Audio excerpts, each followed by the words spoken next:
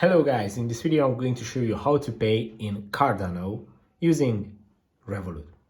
Basically it's pretty easy. I'm going to show you step by step. Just let me open my Revolut account.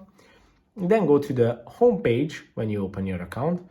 On the home page, go to the top right corner of the screen where you can see this little card icon.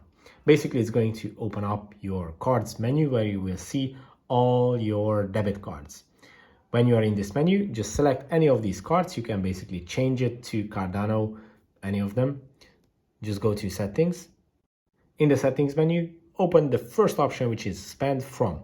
And with this option, you can basically set a specific pocket that you want to be charged for your card payments. And from here, from this list, you can just select Cardano. And with that selected, now when you pay with your debit card, it's going to charge your Cardano account. That easy. If this video was helpful, please consider sending a super thanks donation.